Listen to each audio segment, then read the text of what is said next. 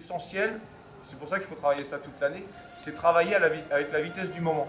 C'est-à-dire la capacité à faire travailler les receveurs à prendre des bonnes décisions en basket, en pointe, mais à n'importe quelle vitesse. Et à partir de là, on pourra presque imaginer faire des relais à un moment donné sans marque. Tellement qu'ils auront confiance entre eux. Sauf qu'à un moment donné, il faut former nos relayeurs français.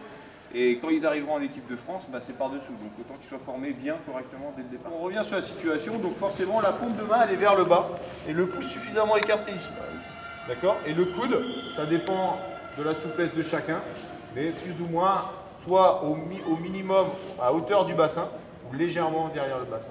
D'accord? Donc on part de cette situation-là, gentiment. Et là, je vais vous dire, droite. D'accord? Et vous allez placer votre main. Hop, on repart. Gauche. Donc tu fais tourner tes épaules. Et moi, je suis derrière, je décide soit de donner à droite ou à gauche. D'accord? Mais je vais attendre. D'accord? Pour bien me placer par rapport à lui. Donc je vais lui dire droite. Il est à fond. Ouais. À droite, je me place, je prends le témoin dans la main gauche. J'attends, par contre, vous avez dit, ça arrive. Gauche. Et bien la capacité d'un bon relayeur, c'est celui qui est capable de courir en ligne droite, en virage, et de recevoir main droite et main gauche.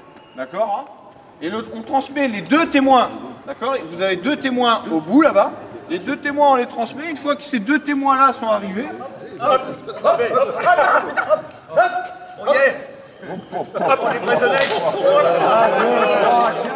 Là, la situation suivante, c'est la même chose. Je me déplace en footing. D'accord? Je transmets les deux témoins. Une fois que les deux témoins sont au bout, c'est la même consigne. Je passe derrière. Je ne pose pas les témoins par terre ou je ne les balance pas aux copains derrière avec toutes les chances que je ne serai jamais à les récupérer. Donc tout simplement, je cours. Une fois que les deux témoins sont arrivés au bout, je passe derrière et je continue mon footing. Et pendant le footing, je demande à décroiser. Tout simplement. D'accord? Hop. Hop. Hop. Hop. Le témoin, quand vous avez des jeunes qui disent « je prends le témoin dans la main droite ou la main gauche ?» Non, c'est pas « je prends le témoin dans la main droite ou la main gauche ». Le témoin, il doit toujours être au milieu du pouce. Je respecte les trajectoires. Voilà. Et là, je reprends. Hop. Voilà. Le dernier, c'est le patron, on a tendance à dire, c'est celui qui va être... C'est la distance, le témoin qui va parcourir la plus courte distance. Donc il faut mettre le plus explosif. D'accord? Et c'est lui qui a le plus de mental. Tout ça, c'est des petits détails qui font qu'en relais, il faut mettre un climat absolument de sérénité, encore plus que sur les épreuves individuelles. Et donc justement, la capacité d'un relayeur, c'est l'anticipation. Donc là, la qualité d'un entraîneur de relais, c'est aussi l'anticipation par rapport à ça. Donc la position chez nous, c'est... Là, je vous montre celle du pied gauche. C'est un écart suffisamment antéro-postérieur, suffisamment grand. On va la faire ensemble après. On imagine qu'il y a un carré, je prends la diagonale du carré. Voilà. Et cette position-là, elle est suffisamment stable. Elle est plus stable que ça. Quand je suis dans les blocs, mon bassin par l'arrêt. Quand je suis en position du receveur ici, j'ai les pieds au sol encore. Et j'ai un bassin qui est en mouvement ici et qui donne de la vitesse. Cette action-là, qui fait que je donne de la vitesse à mon bassin en ayant des pieds à l'arrêt, me permet d'avoir une mise en action plus efficace sur l'enchaînement de mes premiers appuis. Et on a vu que ceux qui analysaient le mieux, leur regard restait très longtemps derrière, très longtemps, jusqu'à temps que le pied arrière décolle. Pédagogiquement, c'est simple.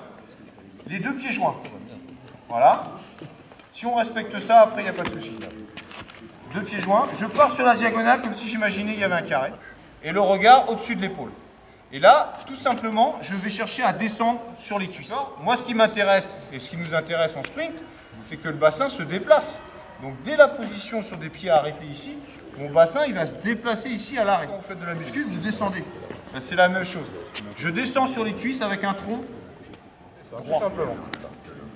Si je ne sens pas ça avant, il ne faut surtout pas venir sur la position du receveur. Au milieu, va chercher plus d'écart encore. Plus d'écart antéro-postérieur. Voilà.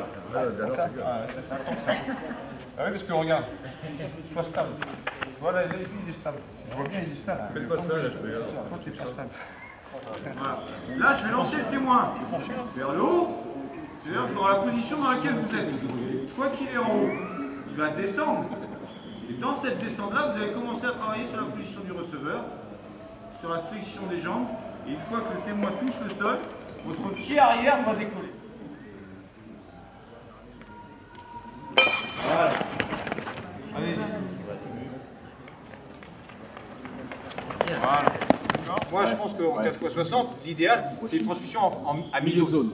Mais on travaille quand même sur la zone d'élan. Et donc, je reste convaincu encore aujourd'hui, tout le monde n'est pas d'accord avec moi, mais que ce sont des relayeurs qui font des sprinteurs et pas des sprinteurs qui font des relayeurs. Et tout ça pour vous dire que l'athlétisme, c'est un sport individuel à progression collective.